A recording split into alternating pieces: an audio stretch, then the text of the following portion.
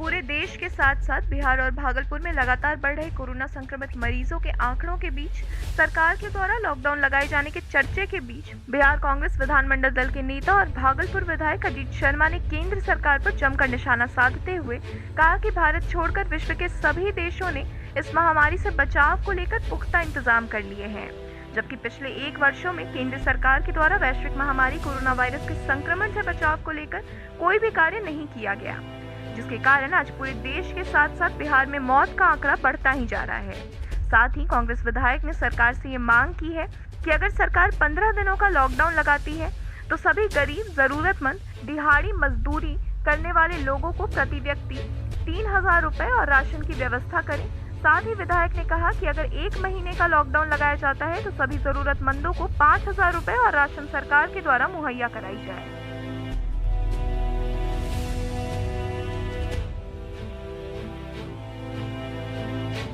मजदूरों को लेकर किस तरह से गाइडलाइन देना चाहिए और उसको लेकर सरकार क्या किस तरह का शुल्क माफ किया जाए?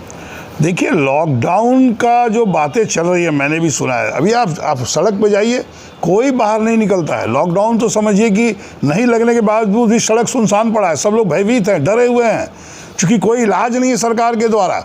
1 वर्ष से ऊपर हो गए और कोई तैयारी नहीं है, नो बेड है, नो ऑक्सीजन है, नो दवाई है, नो डॉक्टर है, नो नर्स है, कोई नहीं है, नो ट्रॉली मैन है। आप चले जाइए, कहीं कोई इलाज नहीं हो रहा है, कोई तैयारी नहीं, जबकि पूरे विश्व में सारे कंट्री ने पूरी तैयारी की।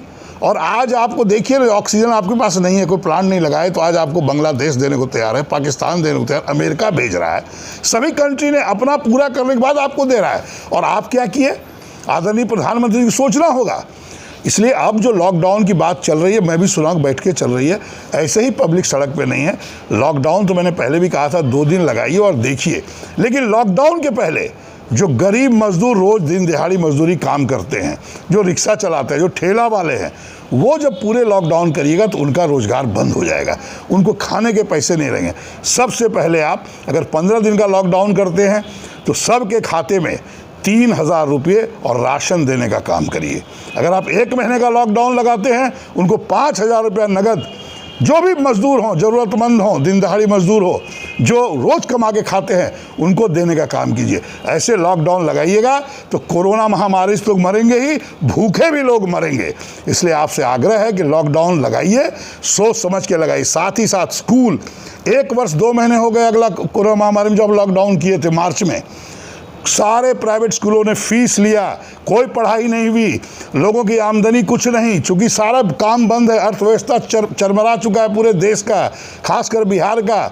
आप पहले तो प्राइवेट स्कूल फीस न ले, और ले तो सरकार उस पैसे को जनता को देने का काम करे। जब आप इस सारी तैयारी कर लीजिए, बिजली बिल, हम काम ही नहीं कर रहे हैं और घर का बिजली बिल आ रहा है, उसको माफ़ करिए। बैंक से जो हम लोन लेके रहे हैं वो पैसे देने पड़ रहे हैं, इंटरेस्ट लग रहा है, वो माफ़ करिए। जो हाउसिंग स्कीम में लोन लिया है वो पैसे नहीं दे पा रहा है, काम ही नहीं हो रहा है कुछ। इसलिए सरकार को चाहिए, जनता के द्वारा चुनी हुई सरकार होती है, जनता के इस कठिनाई में जो कोरोना महामारी के टाइम में आप लॉकडाउन करिए, लेकिन ये सब चीज़ों को पूरा करने के बाद ही लॉकडाउन करिए, यह मेरा सुझाव है।